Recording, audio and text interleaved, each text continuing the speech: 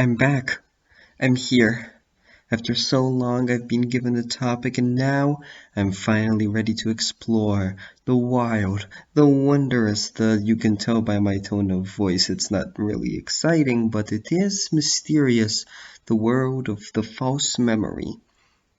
For an example, you're walking through life. You're like, oh yeah, this is great, okay? And then you encounter something you can't quite comprehend. You feel an urge to know what it is, but you have nowhere to know about it from, and so your brain goes, aha, but I could make you think you know, and it creates a tinge, like an impulse in the part of your brain where the memories are. It creates a false memory. It creates the feeling that you have a memory with this thing you've encountered, but actually you don't. Very similar to deja vu, except deja vu is once. It's more like the feeling of having a memory which turns out to be false, whereas false memories are just having a memory that never actually happened. First thing I think about is I've had a couple of these, but most of the time they prophesize the future. Like I've seen competition shows, right, where the winner is declared in a certain fashion with a certain ceremony, and I swear I remember someplace a while back where I was watching TV or something in a similar position, and I saw exactly this, okay? That's a false memory. I swear I remember that even though it never happened. And it doesn't feel like deja vu. No, this is actual memory here. I can picture it in a lot of detail, but it never happened.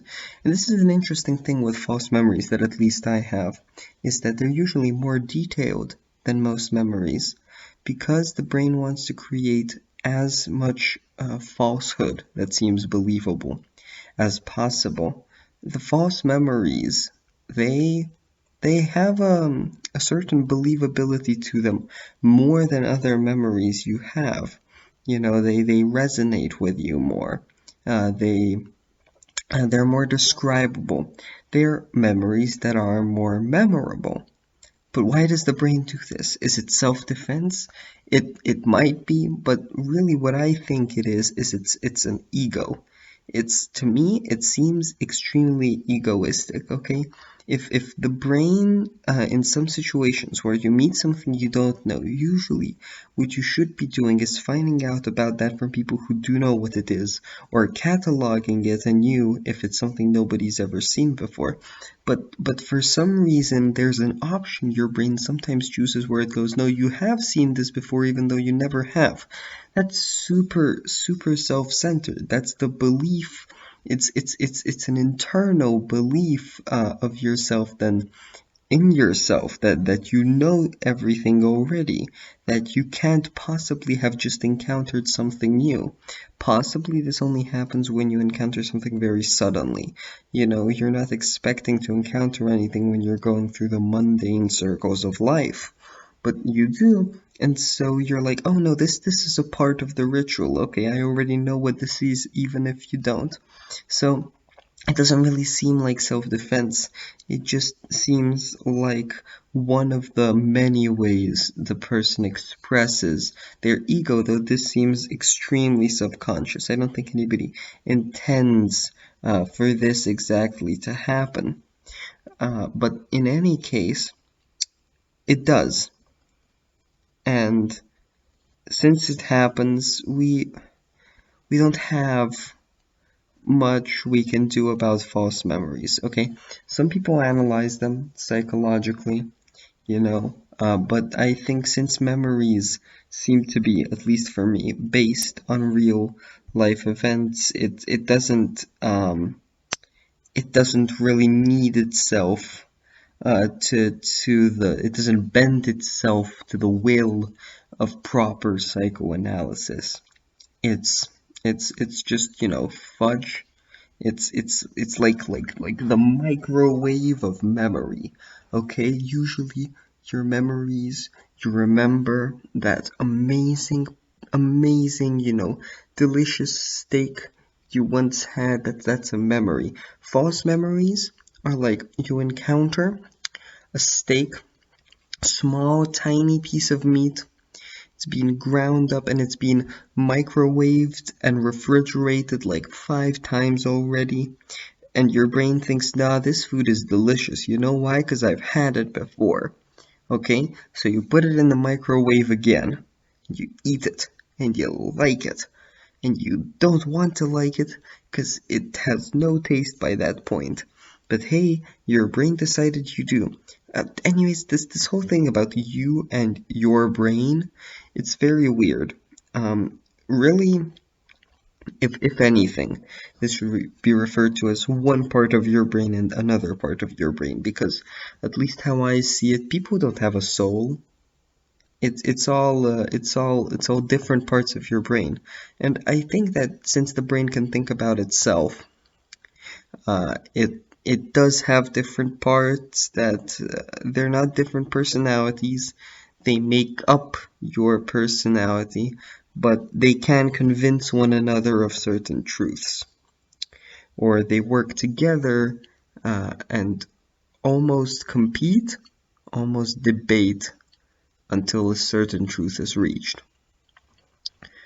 But what I mean by certain truth doesn't mean absolute. What I mean by certain is that it's subjective. It's what you see as true after all that debate has passed. Truth is a weird thing in any case, because we like to think that there are objective truths. 1 plus 1 equals 2, and 2 times 2 is 4. But this all usually applies to science, right? And even in science, all facts we're supposed to constantly doubt them, because things that were regarded as these absolute units of truth before, they've been proved wrong. But they've been proved wrong based on axes. Everything that leads to what we regard as absolute objective truths through logic is based on some sort of axis, okay? Some just undeniable fact that happens to be correct. We can't do that, okay? Yes, it's required for us to not go insane, because you can't prove something without having evidence, and if the evidence needs proof, then at some point that chain has to lead to something that's undeniably correct. And so, but we have a couple of these. If we had one fact, no, we have several, many of these facts, okay? And when we find something that doesn't fit to our absolute truths, do we just add it to the facts? If we just add it to the facts, then this doesn't help, because if it's a new absolute truth that doesn't fit with our absolute truths, then how can either of the truths be absolute? So it's better to talk in subjective truths. However insulting this is to anybody who's into this stuff, the truths of an English teacher. Not the grammatical facts, no, the facts like it's best to put, a mesh of sentence lengths, all of this stuff. And it's a weird thing, this idea of a subjective truth still being regarded as a truth that's very objective, because yes, of course, everybody can have a different view. You can't prove, except statistically, but that can't be regarded as objective proof for everything. It's also subjective, because statistics are based on the subjective viewpoints of several people, that this sentence length is best, but it's regarded as a fact because it's the best compromise. And that's the best way, in my view, to regard truths. Truth is a compromise. I want that to be my quote. I think I'll put it on my yearbook as a yearbook quote. I'll have to pick between embrace the cringe and truth is a compromise. Maybe I'll put truth is a compromise, so embrace the cringe. Yeah, but truth being a compromise solves a lot of things, because that leads to the truth being the least of two evils and the least bad of two goods for everybody. If if truth is one great compromise between the whole human race, then everybody is left either equally sad or equally happy, at least with that truth. And then there are some truths that can't be truths. They're opinions, though they're regarded as facts because they're still up to debate. There's any time there's a debate about something in science and both viewpoints are regarded as fact at the same time, that's the weird period where truth splits. But eventually that debate has to come to an end, and whether it comes with one side winning or not, it's going to be a compromise, either a forceful one, sure, or one that's been proven and both sides are now happy with because of that proof, or one where two sides can't decide and so they have to come to an agreement, and that would still be a compromise. Eventually, all these compromises, though, have to lead to something. If we just end up with a diverse branch of compromises, it would be not a satisfying end. It would be like leaving off all of the mysteries of the world solved, but they don't lead to anything. You've just solved them. It's completing a puzzle game. There is no reward. You've just completed it. It's done. It's been compromised. And so when every compromise is finished, when everybody's shaken hands, the only thing you can do is to go back over on those compromises and decide that you want to win over the war.